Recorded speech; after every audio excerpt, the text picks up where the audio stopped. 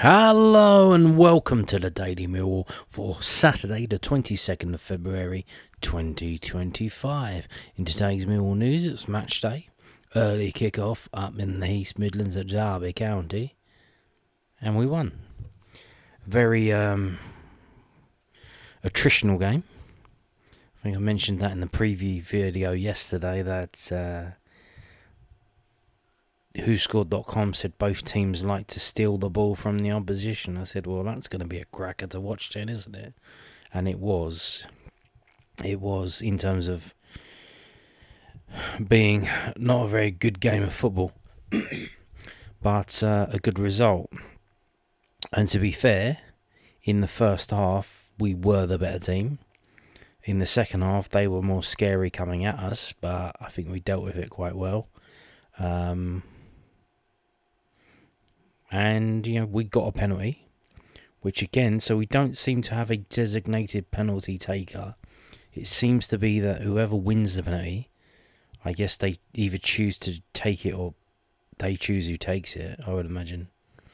Obviously, if the striker wins it, they take it. And, again, straight down the middle, so you missed the penalty. And that was, I think that was late on in the game. And you're thinking, oh, here we go. It's going to be 0-0, isn't it? And no, we pop up with a winner right at the end. So lovely stuff. This is the match report from millfc.co.uk, the club's official website. Last gasp Lions defeat Derby. Millwall 1-0 winners at Derby County in the Sky Bet Championship on Saturday afternoon. Josh Coburn's winner 5 minutes into the second half stoppage time won it for the Lions, minutes after the striker had seen a penalty kick that he won saved.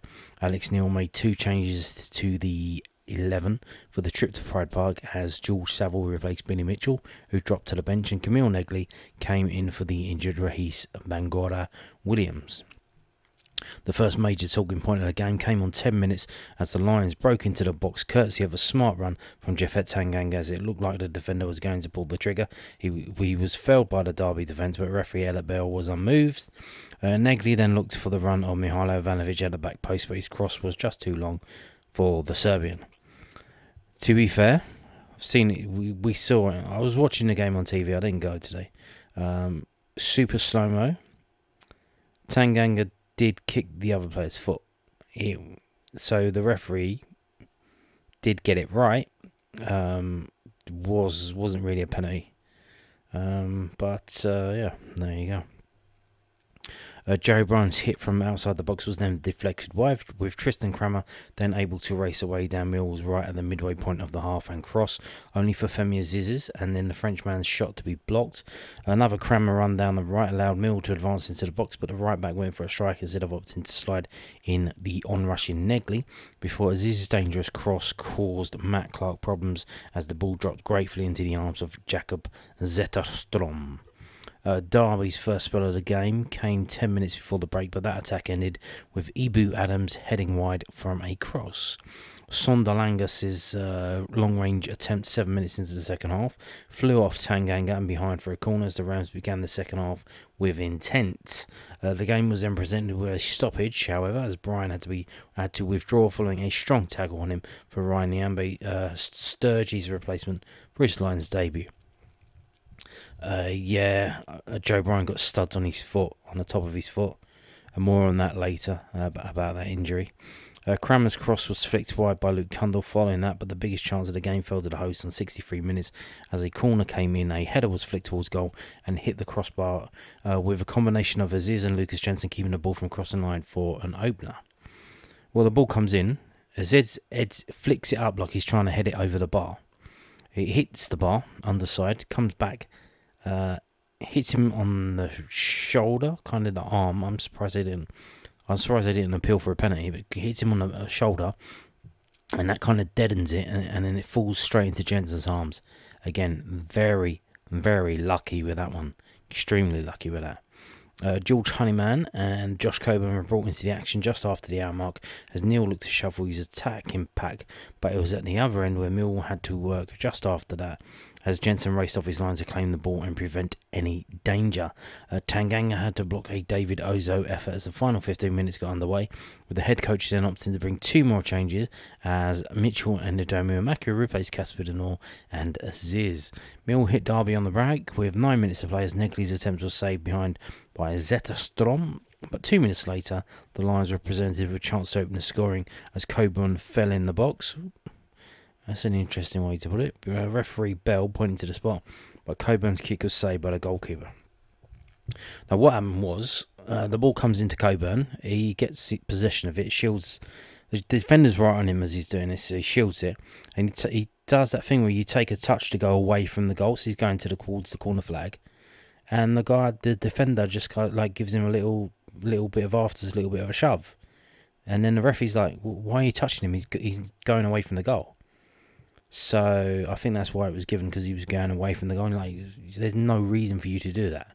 Like, when someone goes away from the goal, you don't have to contact them. Like, it's not how it's done. So again, I think that was a right decision to give a penalty for that. Cramer's long busting run in the second of 8 minutes of injury time was stopped by an expert tackle on the edge of the box, but 3 minutes later the Lions were able to grab victory after Negley's run across the pitch set up a chance. The ball was crossed into the box and worked to the back post where Coburn was awaiting to tap home. Worked to the back post. No, what happened was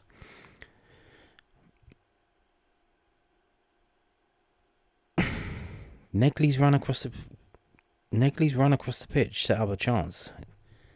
What? What is going on here? Maku. It was a Maku. A Maku took on about 3 different players, runs into the area so they can't touch him, keeps running, gets to about 2 yards from the touchline, and then just whips it across in a straight line across the box. Saville's there first. He's at the front post. He just opens up his body and side taps it towards the goal. The goalkeeper saves it but pats it out, and Coburn's there to follow it up. So Negley didn't. I don't know how Negley was involved in that. So yeah, interesting as well. You know, we were playing with the. We were playing with white socks. I don't know if are they Derby's county socks? Or are they the silver socks from our third kit? Normally we're supposed to be all green, so obviously I think because it's dark green, and be interesting to see what that was about. Are we playing in Derby socks? I don't know. The team was as follows: Jensen, Cramer, Tanganga, Cooper, Bryan, Denor, Saville, Negley, Kundal, Aziz, Ivanovics. The subs bench was Wallace, Mitchell, Roberts, Wintle, Coburn, Maku, Honeyman, Harding and Sturge. Interesting that Sturge was on the bench,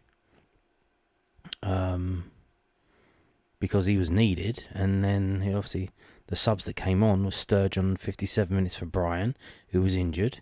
More on that in a minute. Mitchell came off Denor in the 78th minute. Honeyman, who came on for Kundal in the 64th minute. Maku, who came on for Aziz in the 78th minute. And Coburn, who came on for Ivanovics in the 64th minute. So there you go. Can we look at the match stats? 1,715 Millwall fans there as part of a 28,321 crowd. None of our players got booked, which is nice. So yeah, so let's have a look at some photos, also from millwallfc.co.uk. Interesting photo that they put the header here. This is from when we're celebrating a goal. If you look on the left hand side, you see the little kid doing a double wanker signs, and then there's an old probably mum or someone giving the V's. And then there's a geezer on the right with a ginger beard. He looks like an actor. You may have seen him. He's been in a few things. He looks exactly like that actor. If you watched a lot of television, he's a comedy actor. You know who I'm talking about. He's from London with a London accent. Yeah, I don't know if they didn't see that, or if if the people who put this up on the site they just put it up. They didn't care. So yeah, Millwall picked up 3 more Sky Bet Championship points on Saturday afternoon as the Lions were 1-0 winners at Derby County. The best of the action from Pride Park can be seen in the match gallery below. And there we go, more celebrations. Everyone giving a salute. Surprised they're saluting the players. I don't know. Nah, it's the sun's in their eyes, isn't it? I don't know. Here you go. What a gutting way to lose. Didn't make much noise, did they? They were sitting there with their arms folded. There you go. That's the goal. That's Jensen. That's the away end there. Insane amount of stewards. I guess they probably have a ratio where they have to, however many away fans you have to have a certain amount of stewards, because they kept giving us tickets. They had to employ more stewards. There you go, insane amount of Millwall fans there. I don't think was that the incident. I don't think that was the incident, because I think it happened further in the middle of the pitch.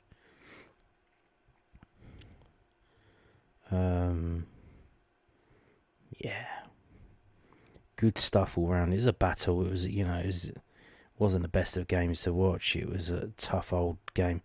And let's go back. Let's have a look.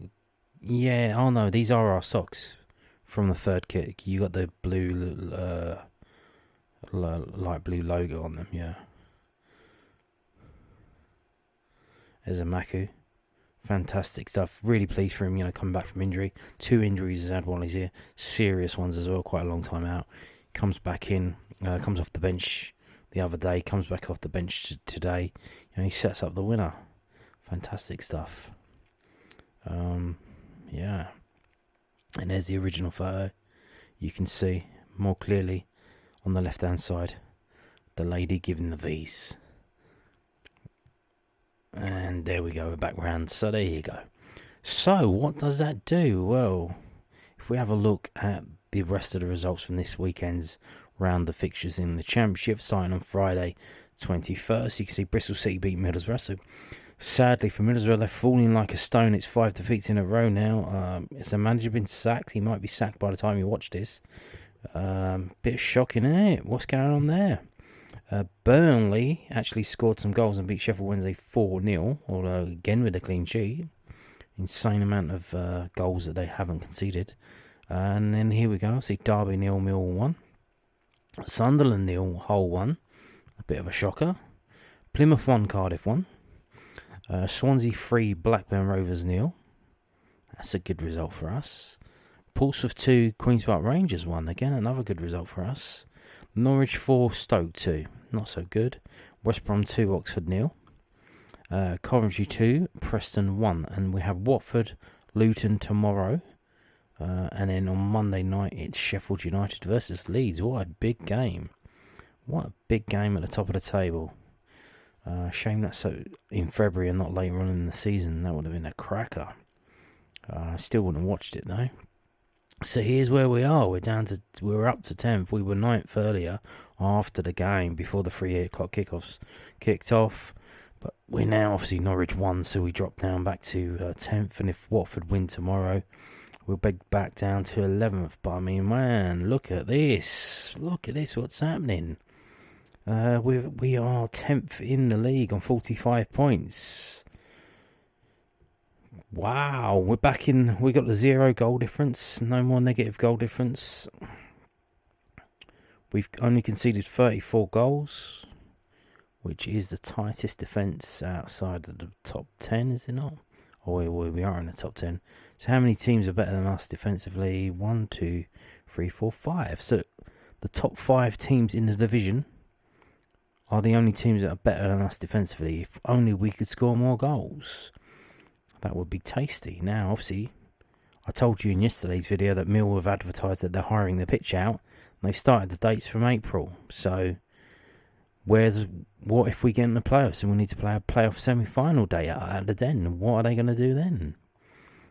Probably jump the shark a bit early with that one. Jump the gun, should I say. So yeah, I mean, here we go. Look at this. Look at this. And here's the thing. So obviously we've got a big game next week. We've got Crystal Palace in the FA Cup. We know about that. But what's our next league game? It's Bristol City at the Den. Man, can you... Wow. What an opportunity. What an opportunity. We say, oh, it's going to be a tough game. Oh, no. No, what an opportunity. You win that game, you freeze Bristol City on 49 points and we jump up to 48. And then, we've still got to play Watford. We've got to play... What we do have to play bigger. We've got to play Blackburn. We've got to play Sunderland. We do have to play Leeds and Sheffield United. I think Burnley's the last day of the season. So we've got to play all the teams in the top. And you go, oh, well, it's going to be tough. No, that's even better. That's better. Why is it better? Because if we have to play the teams that we're competing with for the playoff spots, if we beat them, it's double bubble. We gain points and they lose points. It's a classic 6-pointer. Instead of being out of the relegation, though, it's for the playoffs. Classic 6-pointer. I think, do we have to play Norwich as well? So, I mean, don't count us out yet. Don't count us out yet. Again, look at this. Perfectly balanced. 11 wins, 12 draws, 11 defeats, 34 goals scored, 34 goals against. Boom. So, yeah, there you go. Nice, eh? Brilliant stuff. Now, not only that, but obviously in 2 weeks' time, we have a little break, a little international break. We can regroup and we can plan what we're going to do. So let's move on to some post-match comments. And we got this from the lowdown on Derby. Millwall 1. The Lions refusing to let Championship playoff dreams fizzle out. Yeah, this is from londonnewsonline.co.uk, the South London Press. Josh Coburn recovered from seeing his penalty save to score a 95th minute winner as Millwall prevailed 1-0 at Derby County. The victory leaves the Lions 6 points adrift at the Championship playoff places. It was a 5th straight win at Pride Park, the 4th of which has ended in a 1-0 scoreline. Snapshot of the game. It was a tight contest that did not come to life until late on, but it was a game that was controlled the majority of the time by Millwall. The Rams have been on a poor run that has seen them slip right into the thick of it in the relegation battle, and it was evident that the confidence was low. They found it hard to break down the Mill side that did not give up many chances. A fairly uneventful first half passed. Derby came close in the second period. Matthew Clark's header from a corner hit Femi Aziz and bounced off the bar and landed back in Lucas Jensen's gloves. And the Mill keeper did not have a save to make throughout the 90th minute. Coburn had a great chance to open the scoring in the 83rd minute. He won and took the penalty, but saw it saved by Jacob Zetterstrom. However, back came the on-loan Middlesbrough man in stoppage time to fire home after George Saville's shot had been saved. A tactical approach. Alex Neil made 2 changes to the side that drew 1-1 with Preston on Tuesday night. George Saville and Cameron Negley came into the side in place of Billy Mitchell and Raheem Bangor-Williams, who was not included in the Matchday squad. Prior to this game, Millwall won 7 away games while 1-0 scoreline this season, showing how strong their defence is. It was clear to see that Neil wanted his side to control the pace and direction of the match, and they did that well in the opening exchanges. The home side did not come back into the contest, they did come back into the contest, but never troubled Neil's side. One thing I would say as well with Camille Negley, with it being such a scrappy game, and obviously the reason why Alex Neil said he didn't come on in the Preston game off the bench, although that he started taking his tracksuit off and looked like he was ready to come on. Said it wasn't really a game for him, because it was a bit of a battle, and he didn't think it was suitable for Camille Negley. Well, I think Camille Negley's shown, he's up for a battle, because this was a bit of a battle today, a bit of a rough game. And Camille Negley, he done bits of that, and he also did bits of skill. So I think he made a point, proved a point to the manager, that he's not a fancy Dan. He can get stuck in. Star man Tristan Cranmer, he's been thrown in at right back due to injuries that have been sustained by Ryan and Danny McNamara, but he has settled into that role really well. He looked the most dangerous outlet for Millwall. He put in some dangerous balls. It was a really encouraging run of form for the former Brentford man. Tristan Cranmer, very good going forward as well. Obviously, I don't know if he's if he left extra out there, because obviously he's not allowed to play next week. He's cup tied for the Crystal Palace game, so he won't be playing for a week and a half until the Bristol City game. So I don't know if he just put extra effort in, just went for it because he was really good. Best moment, the late winner from Coburn, a much needed confidence boost for the middle of the Loney. After seeing his penalty saved, he reacted quick kiss to scramble home the loose ball into the net. Moan of the match, the lack of cutting edge from both sides. We had to wait until the second half for the first shot on target, and that is something that Millwall will be pleased with from a defensive perspective, but obviously offensively they need to improve on that. A talking point down the pub, can the Lions make a late charge for the top 6? There are 12 games left in this campaign for the Lions, 6 at home and 6 are away. And here we go, he's been looking at the table and the fixtures as well. Here we go, look at this. And the home fixtures do look favourable. Bristol City, Stoke, Portsmouth, Middlesbrough, Norwich and Swansea all have to visit SE16. The game against Borough looks the toughest out of those fixtures. It's Millwall's away games that are tricky. Watford, Leeds, Sunderland, Sheffield United, Blackburn and Burnley, and that is 3 of the sides going for automatic promotion plus 2, Sunderland and Blackburn, who have fairly strong home records. It will be tough, that is for sure, but Millwall are the best when they are the underdog. Well, it's like last season, what Neil Harris said, every game is a cup game. We've got 13 games left, and every game is a cup game. And here we go, Alex Neil as well. We've got 12 games left. Every game is a cup game, starting with literally a cup game next week. But, every game is a cup game. And it's not beyond the realms of possibility. Like I said, a lot of these clubs are involved here. Bristol City are involved. Middlesbrough and Norwich are up there. Watford are up there. And then Blackburn are up there as well. And then obviously you got Leeds, Sunderland, Sheffield and Burnley, who are the 4 best teams in the league. But, man, what the boss had to say. Well, the ball landed to Josh, we tucked it away, and it's a good moment for him. It was no more than we deserved, and we were the team pushing to try and get the goal. So there you go, and that's the lowdown from the South London Press. Now moving on to some post-match comments, obviously from the manager, the head coach, should I say. I hope the fans enjoy their trip home. Mill boss on not letting their season drift. Alex Neil stressed the importance of Mill's victory at Derby County on Saturday lunchtime. It was a vital win for the Lions as it kept them in touch with the Championship playoff places, closing the gap to 4 points ahead of the 3 p.m. kickoff. Substitute Josh Coburn atoned for a penalty miss by converting from close range after Rams keeper. We know all that. Lions head coach Neil told Mill TV, the last thing we want is for the season to drift. We want to keep it alive. We want something to play for. We want to be in the mix for things. We know we've got some really difficult fixtures coming up. So today, for me, it was really important that we got those 3 points and kept ourselves in touch with the teams above us. I've been impressed with the squad in general, the appetite, the application, and how much they care for each other and the club. And you don't get that everywhere. And sometimes when you've got it, you take it for granted. We shouldn't. So I'm delighted with how the guys have attacked every match. The fixture calendar has not been kind to Mill in terms of away fixtures, and the FA Cup tie at Leeds United has been followed by trips to Plymouth, Preston and Derby, and the Lions had 1,300 fans at Pride Park. Now that's interesting. Someone did say that. So obviously the official number was 1,700. But someone said it doesn't look like that at all. There's lots of fans missing.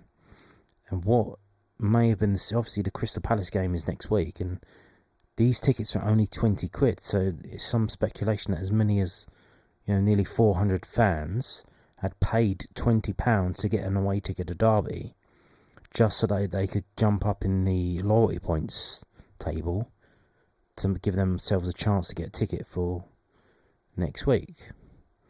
So it's interesting. I don't know if that's a typo or if that's an official thing that they know about. There's nothing better than when you're not playing big games. I was delighted coming here today. It makes my job easier getting the players up for it. You walk in and there's 30,000 here, and they're all screaming and shouting, and they want their team to win. And if you can't get off of that, then you're never going to be prepared. Games like today are for fans, aren't they? They pay their hard-earned money, they travel a long way, And it's nothing better than a late winner because you go home delighted. And they will be on the bus or the train having their beers or whatever they're drinking.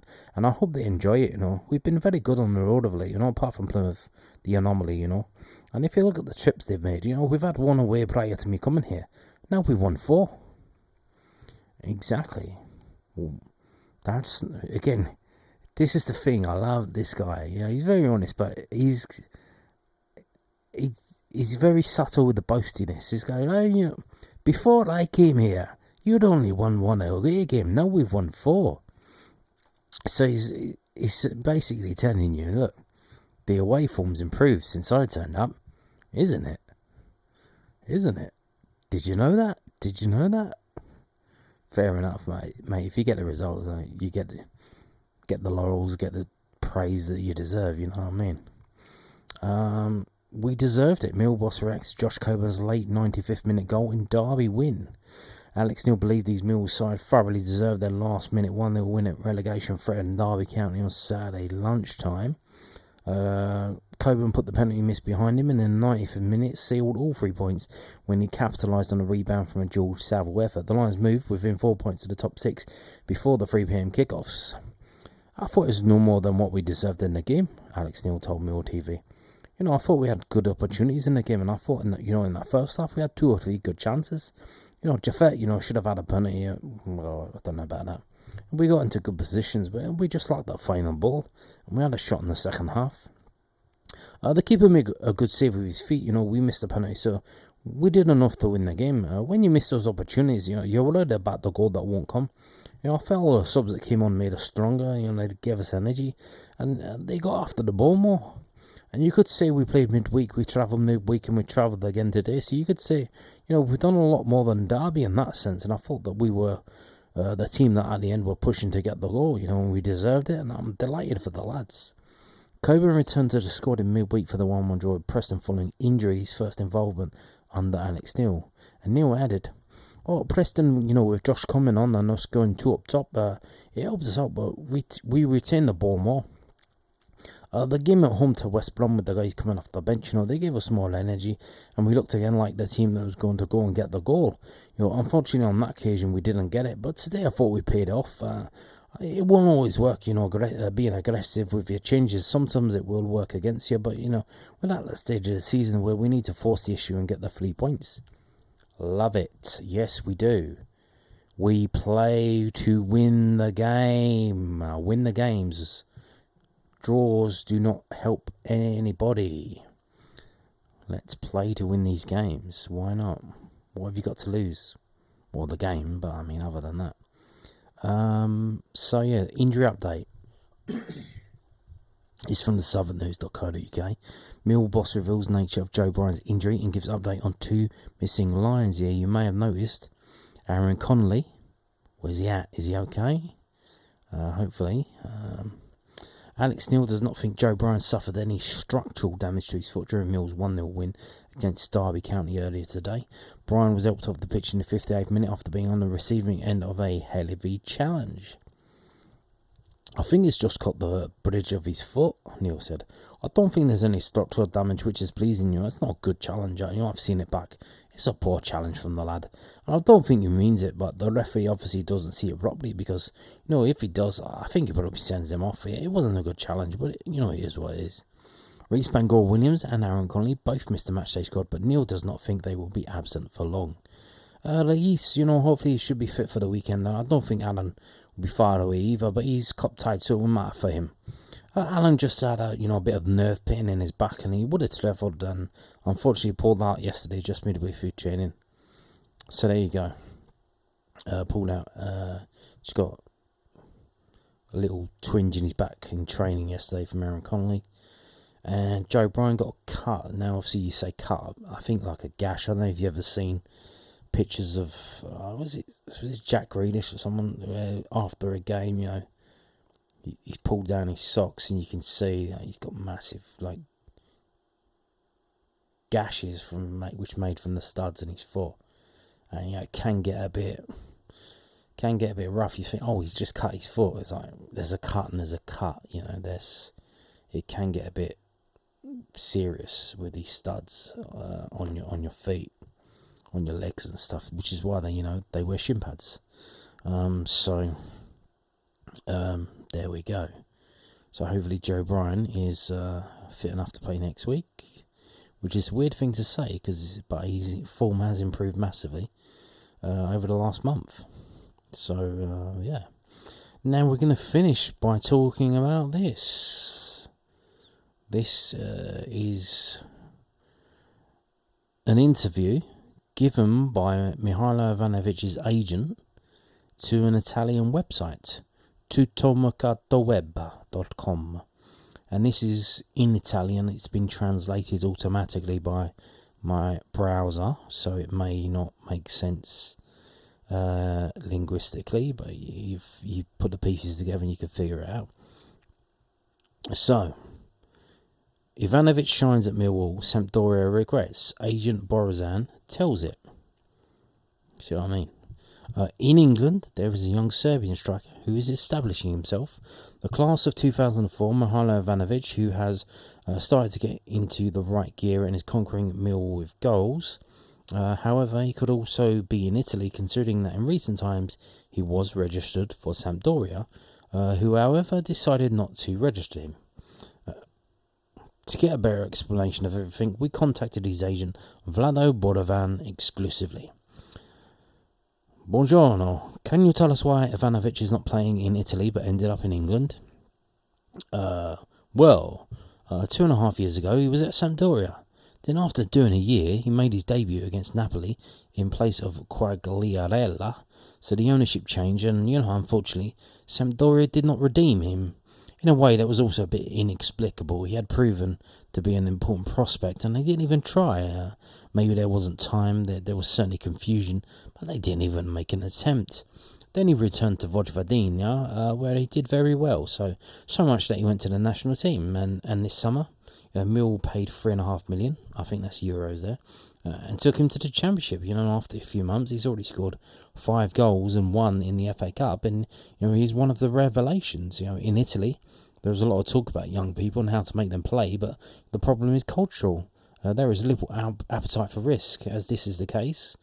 I'm sorry for Sampdoria because he adored it and he still does. He left for no apparent reason, but I must say that the management had seen it right, and they had left the capital, but those who came after did not know how to appreciate. But where do you think the main critical issue lies? It all starts from the clubs. They are the ones who must give serenity and tranquility to the technical staff so that they can give the opportunities to young people, even to make mistakes. I mean, you look at the certainties and guarantees of the moment, but if you work in perspective, you have to protect these guys, but there are also opposite examples. See Fiorentina with Comuzzo, it's the most glaring, or in Parma, which despite a difficult situation carries out a youth policy and has crazy capital within the team. Look at the various Benabes, but also Lions. Perhaps they are paying for his youth, but it's a policy that in the long run certainly pays off. He took a risk this year, but it's worth it because the quality of the squad is undeniable. And it would be desirable that more courage be found. It would benefit football, and above all, you would enhance the youth sectors in which you always work a lot. Well, I would say, I believe, I may be wrong, but Sampdoria aren't they in Serie A? So, compare the Championship with Serie A is a bit of a, Serie A is a lot better standard than the Championship. Let's be honest. There's some top players playing in Serie A, so, if he went to Serie B team, or maybe they sign him in Sampdoria sign him, and they loan him to Serie B team. I don't know if they have loans in Italy. Do they have loans in Italy? David? Ivanovic, to whom would you recommend him of the current teams on the Italian scene? Well, here we go. Taking him away from England now will be a difficult task. He is growing his numbers, and with them also his value. He has physique and can score goals. He's 20. It would certainly be worth it. I remember that Retugi had also been proposed for years and no one dared to take him, but then Mancini, someone who throws young people in, as poor Mihalovic also did, unlocked everything, and it makes me think, is it possible that it took all these years to recognise a player of such value. Many clubs in Italy could think of Ivanovic, having established himself in a very difficult championship like the Championship. Of course, for those who want to take him, it will not be cheap. You also follow Mihajlo Lidlic, owned by Bologna but on loan to Partizan Belgrade. How is your growth progressing? So I think that means he's also the agent of this player. I think that's what that means. And I don't really care about that because I'm talking about the Millwall situation. So there you go. So that's he's saying there. So suggests, they want to go to Italy, which, see, Romain Esse, he went to the Premier League. But it seems that Ivanovic would probably like to go back to Italy, which is no surprise.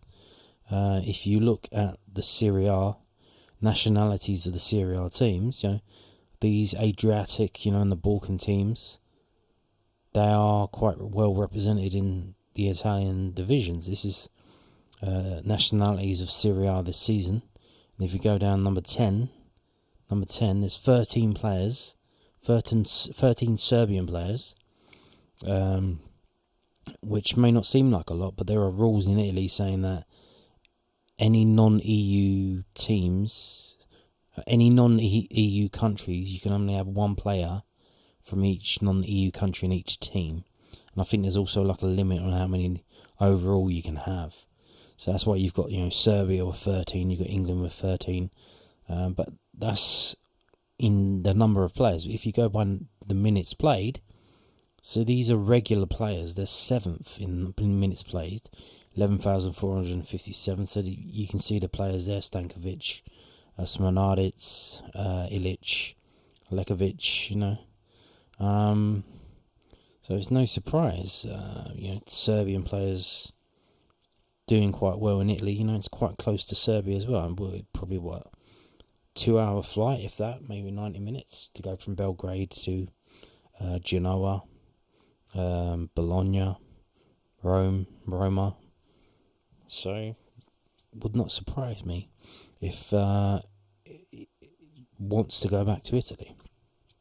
When if you compare with the Premier League, obviously Mitrovic was at Fulham, Serbian player, but this is this season's nationalities of the Premier League. And, where are the Serbians? They're right at the bottom. There are more players from Mali and South Korea than there are from Serbia. There's 3 Serbians in the Premier League. That's it. That's all there is. So there's more United States players in the league than there are Serbians. So there you go. And on that note, thank you for watching and goodbye.